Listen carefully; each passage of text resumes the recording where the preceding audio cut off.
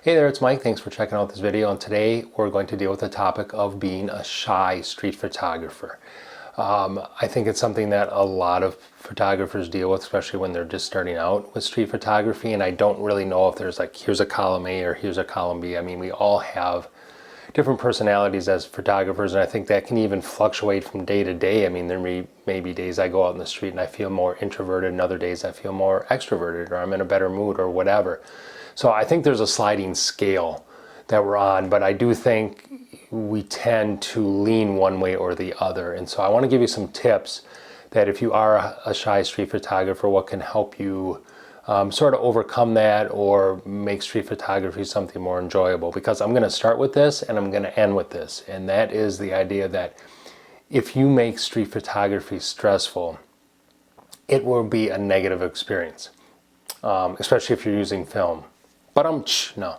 But anyway, puns aside, if street photography becomes stressful, it's a negative experience, you're just going to give up. And I wouldn't blame you for that. You don't want to give up too easily, but you have to make street photography something enjoyable. If you're on the shy side, there's this idea that, oh, I can't be a street photographer. And I don't think that's true at all. So let's run through some tips that will hopefully help you get over that. Number one is attitude. Before you even leave the house or when you just get on the streets, your mental attitude has a lot to do with it.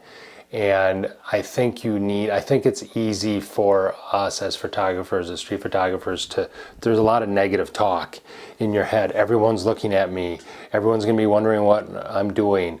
I feel embarrassed doing this. And you have to kind of squelch those negative voices down. You have to learn to relax. It's sort of like when you hit your teenage years, teenagers have something called the imaginary audience. And that's the idea that they think at any single moment, everybody in the room is watching them, when that's not true, unless you're giving a speech or something like that, obviously. But the idea of the imaginary audience happens around our adolescent years. And I think as street photographers, that does kind of carry with us when we're out on the streets. We just envision everybody watching us. And I will say, if there's more people around, this is less likely to happen. You know, if you're in a place like, obviously I'm in Appleton, and there's times where there's just not a lot of people around, and there maybe just single, solitary people walking around, they're more likely to give you a glance, absolutely. But if I go out at lunchtime and there's groups of 3, groups of 2, groups of 5, they're all walking around, chances are they may give me a glance, but they're not thinking about it. They're involved with something else. People on their phones, people reading, people whatever. So they're not talking about you as much as you think they are. And so the negative talk you sort of have to stamp out when you get out of your car or when you leave the house or whatever. And I just did 2 videos about special events, and then also about parades. Like if you go to a special event or parade where there's just lots of people engaged with other things, they're not looking at you. They're not talking about you. I mean, I can almost guarantee that. Maybe a couple people will, but there's just too much going on. So your attitude helps. You got to go out with the right attitude. Something that I like to do as well, especially when I'm kind of in a rut, is just take some what I call warm-up photos. They may not be the greatest, there may not be keepers, but just the actual physical act of taking photos sometimes can help warm you up to the idea of taking photos. And there can be people in them, there don't have to be people in them, whatever. But just warm up by taking some photos. You know, if you spend a half an hour walking around, you haven't taken anything because you haven't found like that great shot, it's going to be hard to be comfortable out there, you know, taking a lot of pictures. So take some warm-up photos. If you do encounter people, obviously you want to smile, you want to be friendly, and there's a fine line between this, of course. I mean, you see someone, you're passing them on the street, whether or not you've taken their photo from afar or someplace else or whatever, smile, say hi. You know, you don't want to be creepy about it. You know, you don't want to be like, hey, how are you doing? You know, I mean, you don't want to creep people out, but you do want to be friendly, be personable. And this goes for all types of photography. I know when I used to do a lot of weddings, one of the things that helped me a lot is that I was very down to earth, and had a good sense of humor, and I could make clients relax when I met with them. And I've got a lot of good feedback from my wedding clients about how easy I was to work with and things like that. And so that definitely helped me as a wedding photographer. I do real estate now. It's not quite as important, but I'll tell you, it helps to be friendly and personable when a real estate agent and myself are both inside somebody's home and that real estate agent is watching me deal with that homeowner, because I'm kind of a representative of that agent. And so to be personable, to be friendly, it applies in lots of genres of photography, and it applies on the streets as well. So smile, be friendly, say hi, etc. Another thing you can do, if you're lucky enough, go shooting with somebody else. This can help a lot. And I know my friend Jesse and I have gone out. We used to go out quite a bit, and it really helped, especially at night. You know, if you're out there when I'm doing night street photography and I'm by myself, and you know, who's this creepy guy with a camera at night and blah blah blah, it can make it hard to want to take pictures. But if you're with somebody else, if you have that luxury, if you have the luxury of knowing somebody who's also a photographer, maybe likes to go out on the streets, you have the same schedule, that's a huge blessing. Take advantage of that and go out with that person, and then that can help you definitely feel more comfortable. It helps me a lot, I know.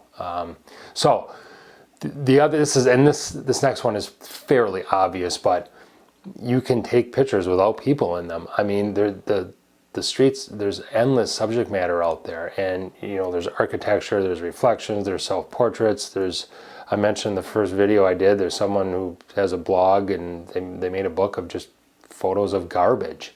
I mean, it sounds ridiculous, but there was interesting garbage that they found. I mean, there's all sorts of things out there, and that could be stuff that you end up getting attracted to. It may define your style, and that may help you warm up to the idea also of taking pictures with people in them. Or maybe you found something that doesn't have a person and you wait for somebody to walk through, or just their feet or whatever. So don't feel like, okay, I'm a street photographer, I have to take pictures of people.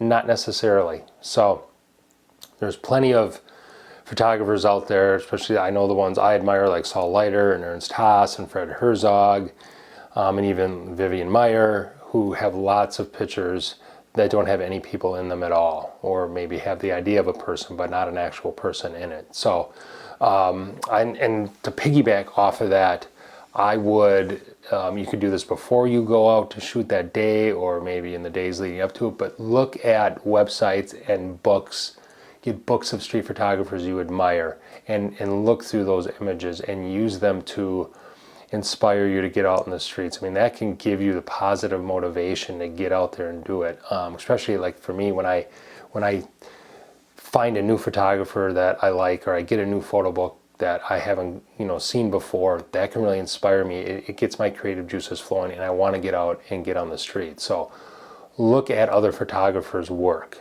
And then, obviously, like, the more you do this, the easier it becomes, right? It's almost like anything with sports.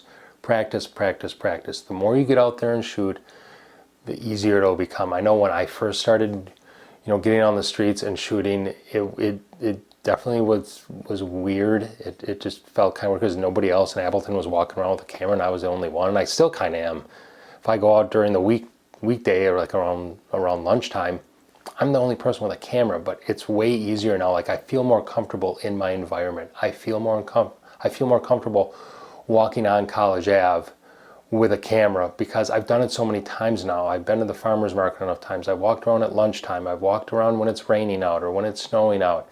And so it doesn't, does it still bother me once in a while? Yeah, but I've practiced a lot and I've done it a lot. So sometimes you just got to get out there, and you just got to do it. And sometimes you'll come back with nothing. Maybe you went out for an hour and you came back with nothing, but you still got the experience. You still got maybe more comfortable with the city that you're in or whatever. So now I'm going to end with this.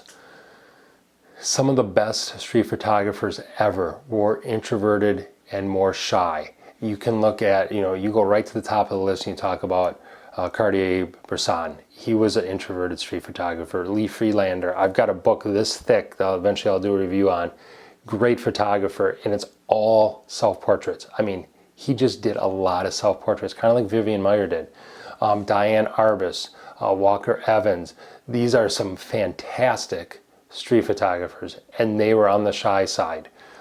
Fred Herzog, and I saw a video with Fred Herzog that was kind of interesting about him, you know, putting the camera to his face and taking a picture and how that can put people off. And he had this kind of this tip where he'd have a camera like a neck strap, and he would just kind of pretend to hold it vertically, like right here, kind of halfway down his chest, and he could take pictures from here vertically, and people wouldn't know. And that was a trick that he used, and it was kind of interesting, something I might try myself. But you know, I won't call them my big three, but definitely Vivian Maier, Ernst Haas, and Saul Leiter, I would say, were definitely more on the introverted side. You look at Saul's stuff, he loved using telephoto lenses, he wanted to be further away, he loved hiding people behind umbrellas, he didn't want to show people's faces a lot of times. If there was a person in a picture, they'd take up a very small part of the picture. And you know, Ernst would do stuff with slow shutter speeds. He would do stuff that didn't have people at all, like architecture and things like that. So these are some of the greatest street photographers ever, in my opinion, and they were definitely on the shy side. And you can look at their work. I would recommend looking at their work. Go online, get some of their books, and you can see that they were doing street photography really well, despite having, I guess, the challenge of being a shy street photographer. And you know, you can flip this on its head too. I mean, if you're an introverted person or an introverted street photographer, who says that's a negative? You know, it's all attitude, and it's all about what's going on up here. Maybe that's a good thing. Maybe it defines your style, and you end up creating great pictures because you're shy.